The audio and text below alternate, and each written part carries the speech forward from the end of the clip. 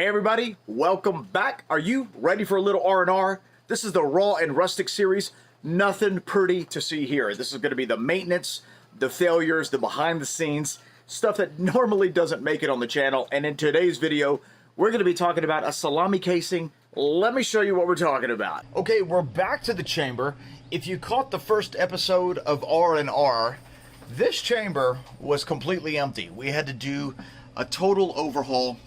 And as you can see, it is now back in business. No more mold there at the top.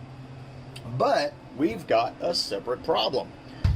We've got a salami casing. It is completely separating from the salami itself.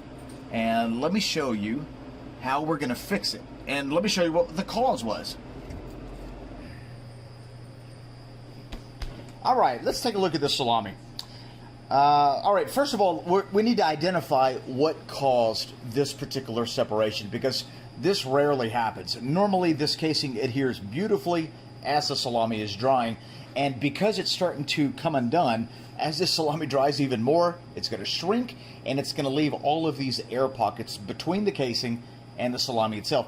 And I can guarantee you that we're going to get unwanted mold growth throughout this entire salami in an area where we won't be able to wipe it off with any vinegar.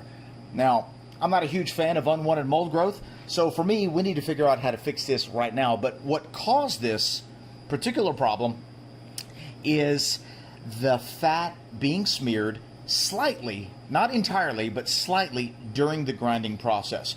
And I can tell you right now, check out this little video of me grinding this salami.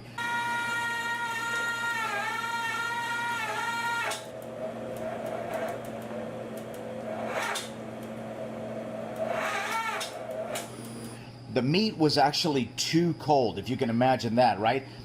Some of it was frozen, some of it was partially frozen, and I figured, you know what, let me just throw the whole thing in there. And because the meat was too cold, it clogged up the grinder, and the grinder began to push the fat, smearing it. Now, it didn't do that for the whole thing. Thankfully, this is still going to be a great salami, but because some of the fat was smeared, it created a kind of a greasy layer between the casing and the salami that's caused the casing not to adhere. And that's exactly what happened right now. And as soon as we take off the casing, I'll show you what I'm talking about. Let me show you how we're going to fix this right now. All right, first thing we're going to do is we're going to remove our sticker, because we are going to be getting rid of all of this. Let's go ahead and open it up. Now, this is a long way from being done. Notice the diameter of this particular salami. It's huge. All right.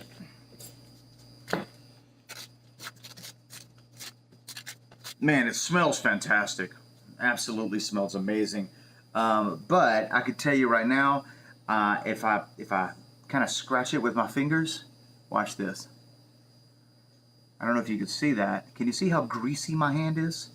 This is a clear indication that the outer coating of this particular salami was, can you see that? I've got a little bit of fat that was smeared during the grinding process. Now, I was able to catch the problem early during the grinding process, and I was able to fix it. But the fat that was smeared early on, well, that damage has been done. Now, it's not going to affect the salami too much. It may make it a little greasy, and we'll see the end result once it's done drying. Now, this particular salami is going to take still a considerable amount of time, but we need to remove some of the fat from the outside of it, clean it up a little bit, and then go ahead and recase it. Let me show you what we're going to do in order to do that. Okay, here we go. I've got my salami. I've got some warm water. I don't want it too hot, but I want to wipe down, remove any of that excess grease, any of that excess smeared fat that's formed on the side of this particular salami. You can see it right there coming right off really nice. And this is going to give our new casing something to hang on to. Now, this is an extreme situation. Obviously, you could do nothing if you really wanted to and deal with the mold at the end if it's safe to eat. This is a pretty big salami. I don't want it to go to waste, so we're going to wipe this down. There we go. It no longer feels greasy. That actually feels quite good. Let's wipe this down. All right, so let me show you how we're going to recase this. All right, let me show you what we're going to be using to fix this issue. We're going to be using a little kit called the Premium Dry Curing Wraps. These are basically collagen sheets in a kit that's got netting and butcher's twine and all kinds of really great stuff. Now, these particular collagen sheets are just like your collagen casings, but they're flat. So you can do whole muscles, you can do all kinds of really cool stuff with collagen sheets. But let me show you what we're going to do in order to save this little guy. And it's super easy. You're going to love it. Here we go. Watch this. Here is our sheet. Now, this sheet is definitely bigger than I need. So what we're going to do is we're just going to cut it right here. Cut it right down the fold. There we go. There we go. All right, there's our sheet. Now, let's go ahead and wrap it. Our salami is wet. It's actually damp. It's not too wet. It's no longer greasy. And we're going to go ahead and wrap it.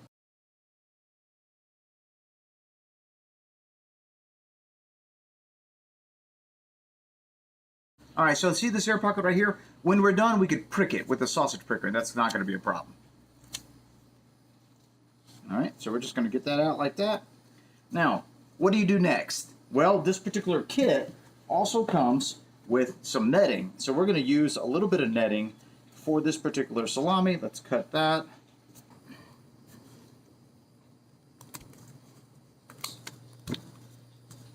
There we go.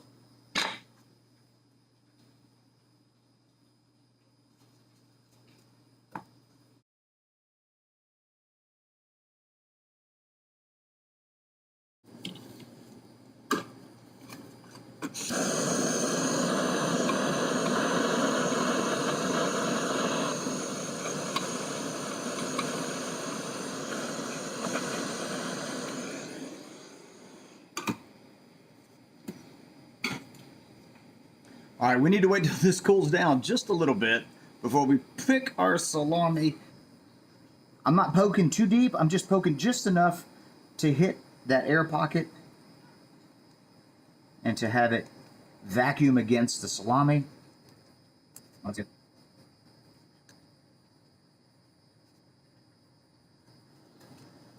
There you go. Our surface fat that was smeared has been cleaned off. We've recased it in a dry curing wrap. This netting is really going to help it adhere really well. And even if there's a slight film, it's not going to matter. This netting is going to keep everything nice and tight. As this salami shrinks, this netting is going to shrink with it, and it's going to keep it really great. Let's go ahead and pop it back in the chamber. All right, back in the chamber it goes. There it is, just like new. This little hack is going to possibly save the salami from a lot of unwanted mold growth. We're going to just monitor it a little bit over the next couple weeks as this salami begins to dry. This casing is going to dry with it, and it's going to be absolutely amazing. Look at all these guys. Looks great. Okay, that's today's episode of R&R. What did we learn today? Well, if your meat is too cold while you're grinding, and I'm talking frozen, and you notice that it's bogging down your grinder, stop grinding, let it warm up just a little bit, and then finish your grinding, because otherwise you're going to have the same exact problem that I just did. You're going to have a thin layer of smeared fat on your salami. It's going to keep that casing from adhering properly. Now, your salami's still going to come out amazing, slightly greasy, but amazing, but you're going to end up with a lot of unwanted mold growth. So using those dry curing wraps from the sausage maker, we could rewrap it, put a netting on it, problem solved. The wraps are quite possibly the most versatile casing that I've ever used. I'm going to put a link in the description box below if you guys need some. Thanks for watching this video. If you got anything out of it, click that thumbs up button. And if you're new to the channel, we invite you to subscribe and click that notification bell so you can get notified of all future uploads. If you have any questions or if you're dealing with any problems in your charcuterie making adventures, leave them in the comment section below. I'll be sure to answer all questions. Thanks again for watching. We'll see you in the next one.